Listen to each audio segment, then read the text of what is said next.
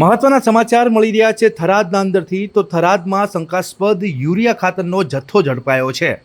119 થેલી યુરિયા ખાતર અને એક પિકઅપ ડાલુ કબજે કરી બિલ વગરનો માલ મળ્યો છે। થરાદ સાંચોર હાઈવે પર આવેલા અક્ષત પ્લાઝા સામે શિવશક્તિ બેવરેજ નજીક શંકાસ્પદ સરકારી સબસિડીવાળું યુરિયા ખાતર ઝડપાયું છે। ખેતીવાડી વિભાગ અને થરાદ પોલીસની સંયુક્ત ટીમે કાર્યવાહી હાથ ધરી છે। જો કે એક બાજુ ખેડૂતો લાઈન ઉપર લાઈન લગાવી રહ્યા છે ખાતર માટે થઈને, પરંતુ બીજી બાજુ આ રીતનું ખાતર મળી આવી રહ્યું છે। એટલે શું છે સમગ્ર ઘટના, જુઓ આ વિડીયોમાં।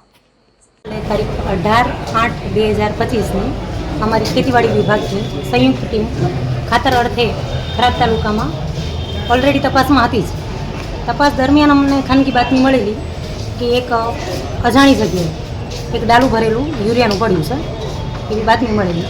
એના આધારે અમારી જે તપાસ રેગ્યુલર હતી એ પૂર્ણ કર્યા બાદ અમે જે બાતમી હતી જે સ્થળની ત્યાં રૂબરૂ તપાસ કરતાં જે જગ્યા છે એ સાંચોર હાઈવે ઉપર છે, અક્ષત પ્લાઝાની સામેની સાઈડમાં શિવશક્તિ બેવરેજ કરીને એક પ્લાન્ટ છે એની સામેની સાઈડ હતું, જ્યાં અમને આ વસ્તુ જોવા મળી।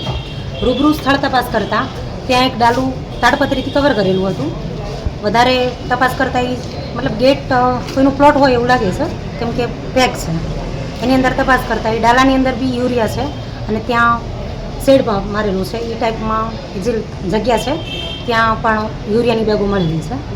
હવે એ કોની છે એનું કોઈ માલિક ત્યાં સ્થળ પર જણાયેલ નથી અને ડાલા પર એક નંબર નોટ કરેલો હતો। એમનો કોન્ટેક્ટ કરતાં પણ એમને કંઈ વિગતો આપી નથી કે એ વ્યક્તિ હાજર થયેલા નથી।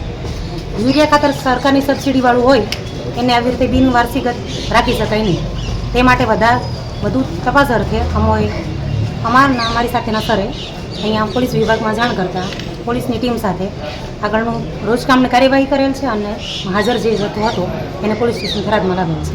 જગ્યાને બેન સીલ મારવામાં આવે છે કે નહીં? ના, જગ્યાને સીલ મારવામાં આવેલ નથી, કેમ કે જગ્યા અનનોન હોવાથી ત્યાં અમે માલ રાખી શકીએ નહીં। તે આપે કીધું ને કે ચારે કોરા એક હાઈ પેક હતું ભાઈ, પણ એ લોક તૂટે ન તૂટે એ સેફટી ન રહી શકે અને કોઈ જવાબદાર વ્યક્તિ ન હોય તેને કસ્ટડીમાં ન રાખવાથી માલ પોલીસ સ્ટેશન થરાદમાં રાખેલો છે। બેન ગઈકાલે ક્યારે પકડાયું આ ડાલો? અંદાજે 5:30 પછીની અમને બાતમી મળેલી હતી। તો બેન 5:30 પછી અમે તપાસ કરેલી છે। 24 કલાક જેવો તો સમય થઈ ગયો ને? ફરિયાદ કેમ અત્યારે આજે? જો કાલે 4:30 સુધી અમે અહીંયા ખરીદીને અરજી આપેલી છે। લેતા આટલો ટાઈમ થયો છે, અરજી ઓનલાઈન થશે, બાકી સવારના અહીંયા છીએ। તો જે રેગ્યુલર પ્રોસેસ છે એમાં ઓનલાઈન થશે। અરજી લઈ લીધી છે, ફરિયાદી લઈ લીધી છે, પણ એ જે એમની કાર્યવાહી પ્રમાણે આગળ થશે।